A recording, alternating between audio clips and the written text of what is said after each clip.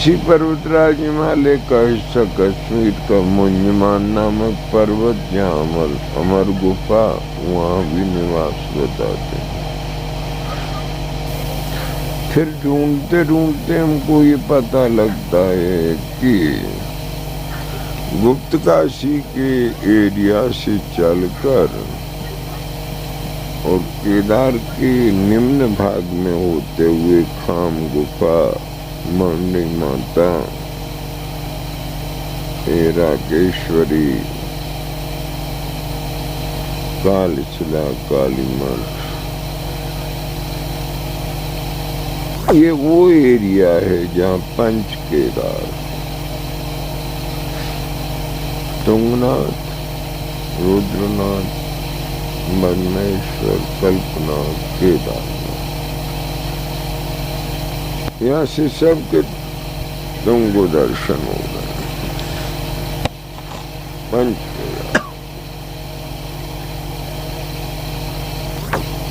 गुरु जी ने कहा था ऐसे हमारे देश में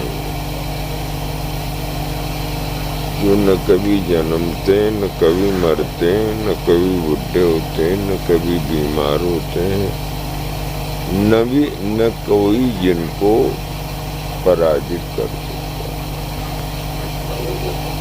विश्व विजयी, और तो सब देवता हैं। शंकर महादेव, मां, उनकी शक्ति को कोई नहीं रोक सकता, अजय शक्ति। तो इसका मतलब ये क्षेत्र आज का नहीं, आदि अनादि काल का होगा। सृष्टि की रचना जब से प्रारंभ हुई होगी, जब से क्षेत्र होगा।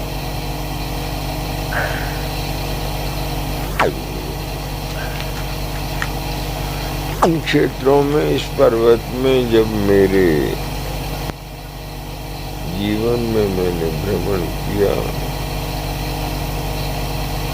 सचमुच में योगी जो है उसको बहुत एकांत की जरूरत है। योगी का मतलब है इस शरीर से भी उसका कोई प्यार नहीं रहता। लोग तो घर, मकान, पत्नी, पुत्र त्यागते हैं, पर योगी इस शरीर की ममता को ही त्याग देता। जब शरीर की ममता नहीं रहती है तो कहीं भी जा रहा है, चिंता ही नहीं चला, कल मरता हो, आज मरे, कल टूटता हो, आज टूट जाए, कोई चिंता नहीं। उसका एक ही चिंतन होता है, परमात्मा। तो जब उस चिंतन में इन क्षेत्रों में प्रवेश पाया तो सोचा प्रभु मिलन का सरल सुगम साधन क्या। जो कभी तुमको मंत्र याद है, सरस्वती यशो भगिन्यई स्वाहा, बोल सकता कोई मंत्र को? संगीता का मंत्र है, सरस्वती यशो भगिन्यई स्वाहा।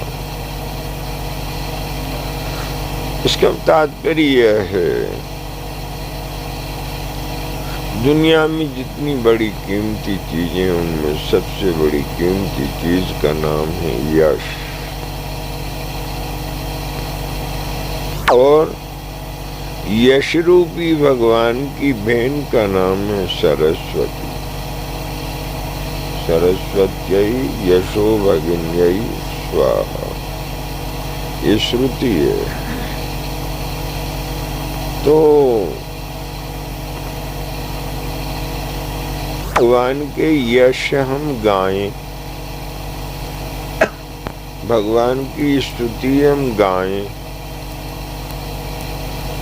ये मार्ग मिला प्रभु को प्राप्त करने का, सरल सुगम मार्ग।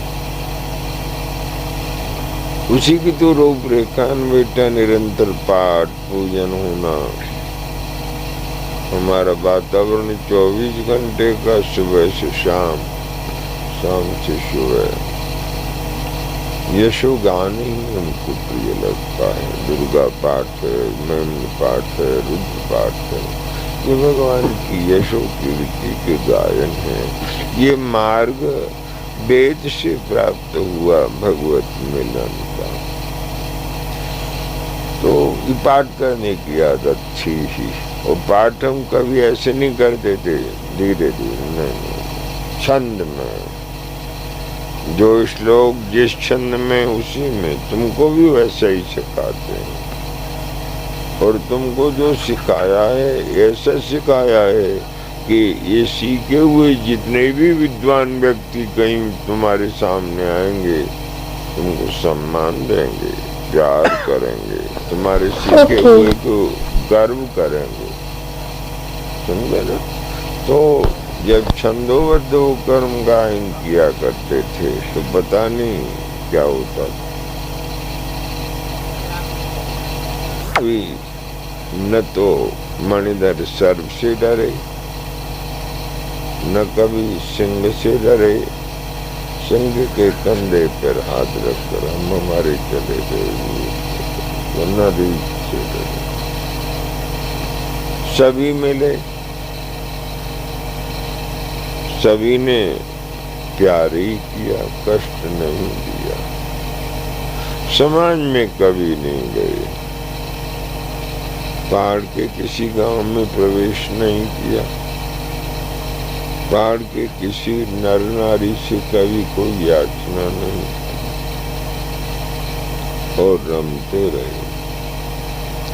पता नहीं इन क्षेत्रों में क्या क्या हुआ, क्या क्या रहस्य खुले, वो सब वाणी का विषय ही नहीं। परंतु मैं आप लोगों को एक बात कहता हूँ, कोई अनंत जन्म में जो तपस्या प्राणी करते हैं, सबकी तपस्या सफल नहीं होती। तपस्या करते करते सोचता है अरे यार चलो फिर वो कोई भगवान तो मिलते नहीं, वैसे ही मर जाता है। तो फिर वो और अच्छे कोई साधु पुरुषों के कुल में जन्म लेता है और भोगों की कामना से मरता है। तो राजा महाराजाओं के या करोड़पतियों के कुल में जन्म लेता है, ताकि भोगों को है वो तपस्वी। तपस्या के बिना ये सब संभव। ऐसे अनेकों जन्मों के तपस्वी हुए बिना तो मेरे ख्याल से यहाँ आना भी संभव नहीं, और यहाँ आकर भगवान के गुण यश गाना तो संभव ही नहीं।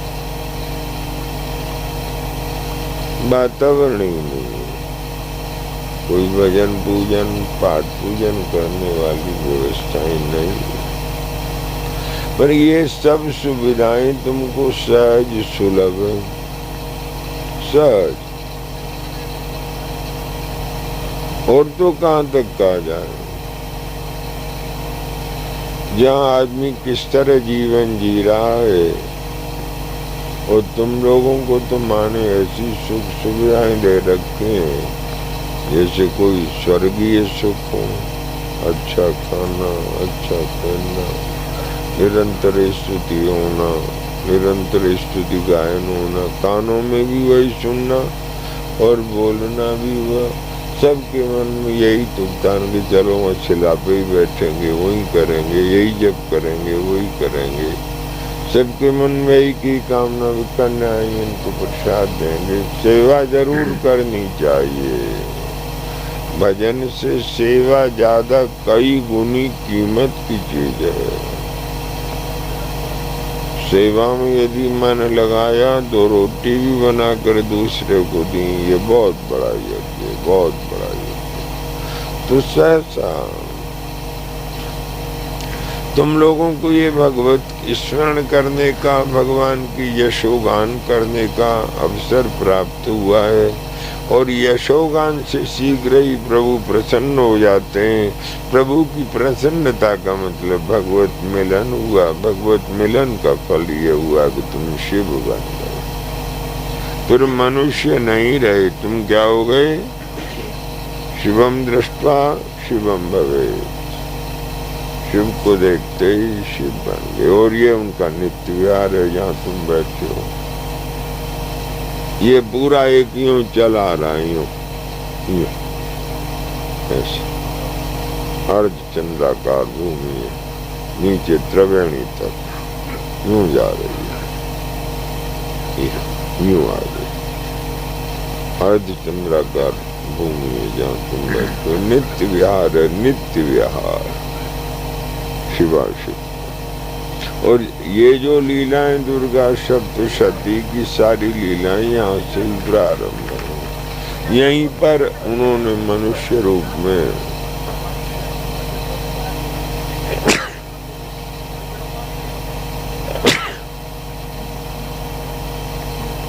सबसे पहले चंडमुंड को दर्शन दिया। इसलिए तो माँ का नाम ही चामुंडा हो गया, क्योंकि संसार में सबसे पहले चंडमुंड ने उनको यहाँ पर प्रत्यक्ष देखा। फिर तो उसके बाद में तो अनेकों ने देखा ही। ये मैं तुमको बता ही चुका कि वो स्थान है, यहाँ आने के बाद में कोई जीवित नहीं रहा, सब बड़े बड़े वीर आए, बड़े बड़े तपस्वी धीर आए, ज्ञानी ध्यानी आए, सबको खत्म कर दिया। खत्म होने के बाद देवताओं ऋषियों ने प्रार्थना करी, फिर उनसे अच्छी घुल मिल के बहुत सारी बातें करी। वैसे अब उनकी बात करने की आदत कम, परंतु जब ये सब हो गया, शुंभ निशुंभ आदि सब समाप्त हो गए। हुए नहीं, वो आज भी जीवित है। उनको तो युद्ध प्रिया माधुरी, युद्ध बड़ा प्यारा लगता है, इसलिए रोज शुंभ निशुंभ को मारते हैं, रोज संजीवनी विद्या से जीवित करते हैं, फिर रोज लड़ते हैं।